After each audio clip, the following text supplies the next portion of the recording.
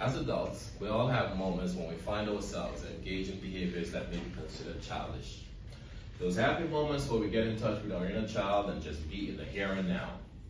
These are moments where we feel like the world stops and nothing else matters but this moment of joy, freedom, laughter, and wonder with no judgment. It could be in a public space or in private. Something gross like picking your nose, or something pleasant like singing in the shower or in traffic. But think about the feelings of gratification we get from these moments. Then something happened. We snapped out of it.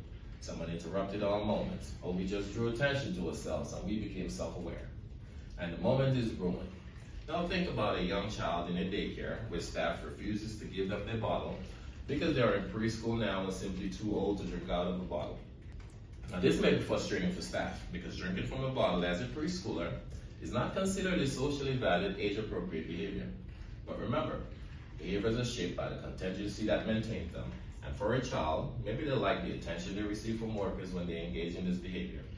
Or it could be something tangible since the bottle may be shaped like their favorite superhero or have a picture on it. Or maybe the liquid tastes better when they drink from a bottle. They are not choosing the bottle to escape from their task and prolong recess. Now think back at your special moments and how you felt. Now think forward about that child. The bottle. The nipple that replicates a pacifier, also known as a soother. Yes, that child's behavior is maintained by something sensory. The soothing feeling from sucking on the nipple of that bottle. Now there is conflict between the daycare staff who expects the child to engage in age-appropriate behavior, like drinking from a cup, versus the child who drinks from the bottle because it soothes them.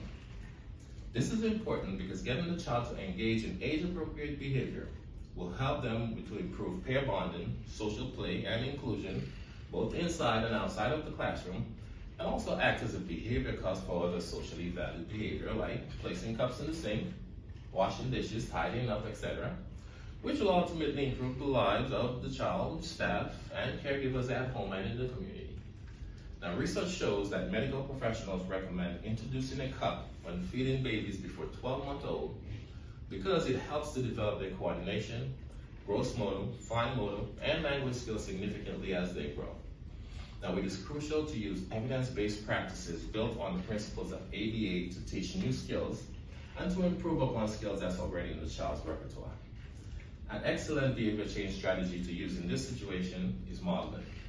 This is where the learner would observe others demonstrating skills by live, symbolic, or visual representation and imitate them. Now, we must use preference assessments to determine preferred reinforcer for the child, plus ecological and environmental assessment to be able to use what's in the environment to teach the preschooler how to use a cup while feeding on the bottle. The key to effective modeling is to first ensure that the imitated behavior is in the learner's repertoire, and to use models with characteristics that resembles the learner, for example, other students. Also use models that the learner may be considered to be heroes, or those that have maybe social prestige or status. Increasing the probability of imitation requires emphasizing on critical aspects of the stimulus, like maybe making satisfying sounds while drinking from a cup. Combining play instructions with the model's presentation can set the occasion for imitation of a specific behavior. Now, the model's presentation of the behavior should be demonstrated in an authentic, real-life context and provide the learner with multiple opportunities to respond, rehearse, and give feedback. Now, we must be sure to continuously reinforce the target behavior, plus give praises to them, and then fade to an intermittent scheduled reinforcement. You fade that out gradually, and be sure to place drinking from a bottle on extension, which means you do not reinforce. Now, with that being said, if we can take a non-judgmental approach to situations involving socially unacceptable behaviors like these, we can make informed decisions by looking at the function of behaviors and the consequences maintaining it before allowing our expectations to get in the way of reasoned judgment. We can use the behavior skills training model to teach educators and parents how to properly apply these strategies in multiple settings.